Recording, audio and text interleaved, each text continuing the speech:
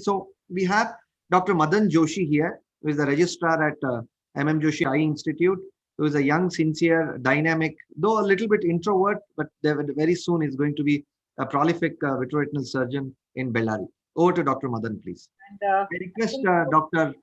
Dinesh Talwar, sir, to please moderate this case. Even before he presents, we need to appreciate the fact that he was given a half an hour notice to present his talk. So let's hear from him. Yeah.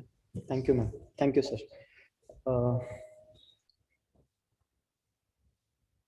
So I'll be presenting a case of a 54-year-old gentleman who came with complaints of decreased vision in the left eye since 3 weeks, which was gradual and painless. And he also complains of decreased vision in the right eye, which was gradual, but it was less significant than the left. He was using reading glasses since 10 years, and there is no history of pain or redness or no history of flashes or floaters. He's a known case of diabetes since 12 years on oral hypoglycemics. Attender tells that the diabetes is not under control for last 2-3 years. And there is no history of any surgeries or any other systemic illness in the past, or no history of any eye treatment in the past. So both mother and father are known case of diabetes. Personal history is normal. There are no habits. So moderately built and nourished with stable vitals, and systemic examinations are within normal limits.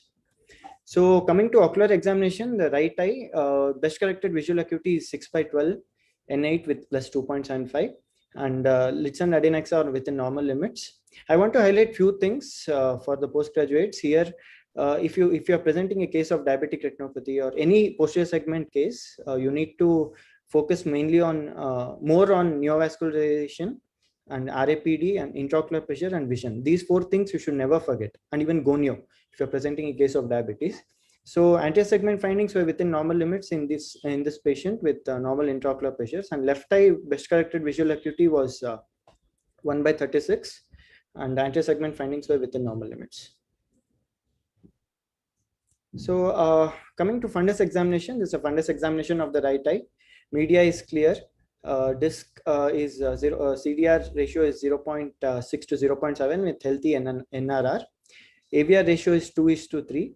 And coming to background changes, there is neovascularization of the disc. It's almost extending from 6 to, you can see here, from 6 to almost 2 clock hours. And the neovascularization of the disc, and around 1 disc diameter away from infero-nasal to the vessel, you can see a neovascularization with fibrovascular proliferation around 1 disc diameter in the sides, with background dot blot hemorrhages in all the quadrants, and flame-shaped hemorrhages along the inferotemporal arcade.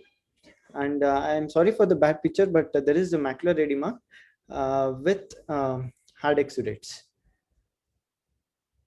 So coming to the left eye examination, this is a media is clear, and the disc can be faintly seen. The disc appears perfused, and there is extensive fibrovascular proliferation along in the posterior pole, and you can see here neovascularization and a few collaterals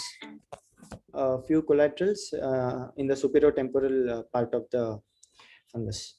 And there is in the periphery, inferiorly, there is vitreous hemorrhage.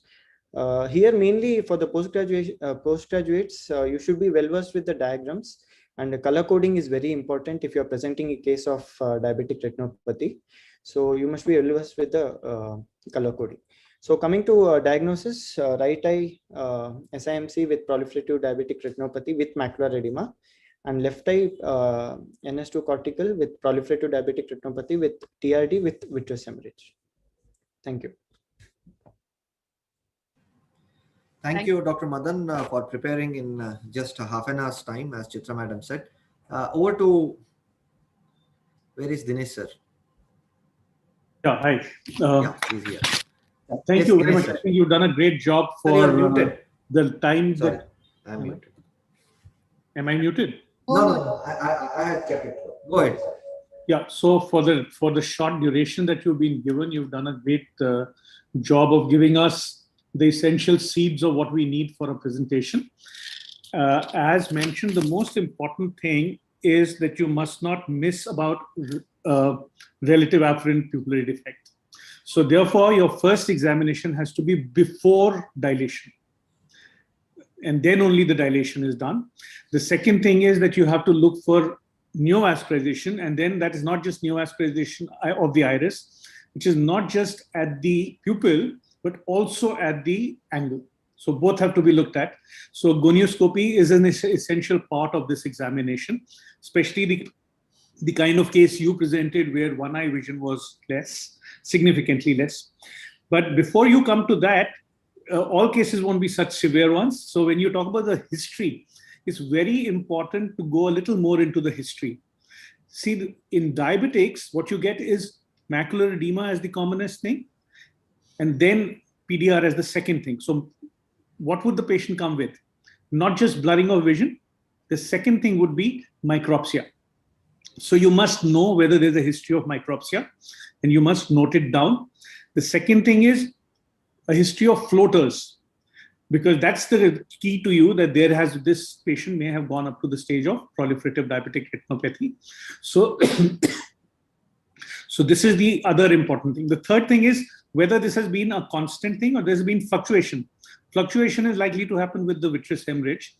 A constant slow decrease is likely to happen with a diabetic macular edema. The last thing is about near vision. If the patient says his near vision has been going, this is preferentially a sign of a macular disorder. So that's another sign that tells you that there's something wrong. Your vision must be both. You're not going to do a pinhole vision only. If you get a pinhole vision, you must also do a BCVA in your patient, because pinhole vision in macular disorders is less as compared to the unaided vision. So this is the other important thing. As far as the history is concerned, you also need to check for hypertension, nephropathy, cardiac disease, drug allergies, because you may be doing a fluorescein angiography for this patient.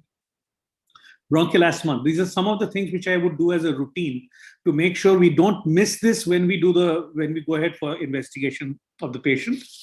The next thing is extraocular muscles. Patients with diabetes, it's not just a diabetic retinopathy, he could also get a sixth nerve palsy. So you must also check out for the extraocular muscle movements, and so that you don't miss that. When you come to the fundus, the cup must be looked at. Diabetics are also more prone to glaucoma. So in the process of looking at diabetic retinopathy, should not forget about glaucoma. So this is one part. The second thing is, now when you come to the changes, the important thing is you're looking clinically and you have to differentiate this clinical examination.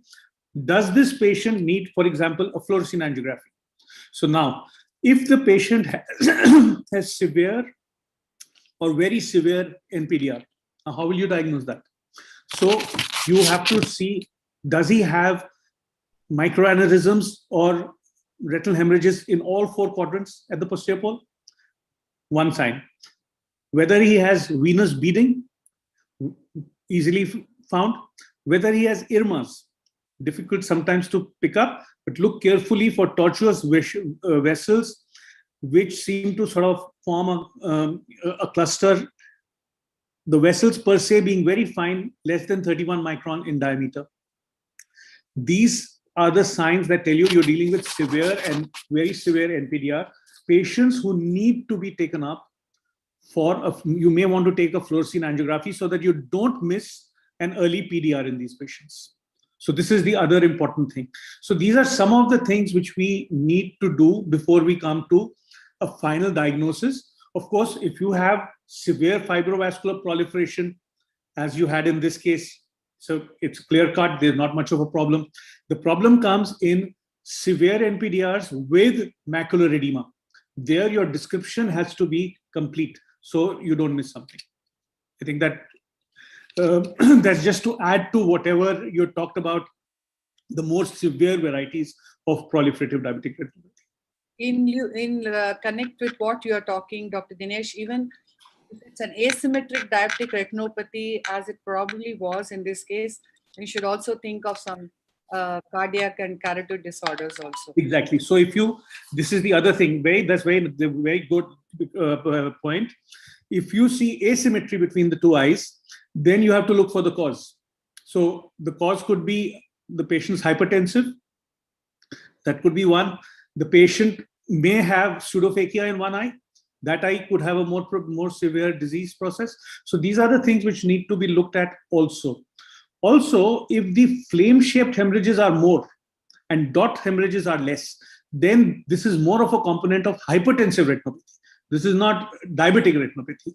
So that means the combined picture has more of an element of hypertensive retinopathy within it. So these are some of the other things too. Mixed retinopathy is what we usually mention it as. Thank you, sir. Thank you for that point. And usually asymmetric retinopathy, when we also do it, when the patient is not having DR changes, but having DR changes in other eye, in those cases, we usually have to rule out OIS as well. We have to do a carotid Doppler in these cases to rule out what's the stenosis of the carotid arteries. I think we'll come to the end of that, and we'll go on to the next speaker. Yes, over to Chitra madam, please. Thank you, Dinesh sir. Thank you, Dr. Madan. Wonderful.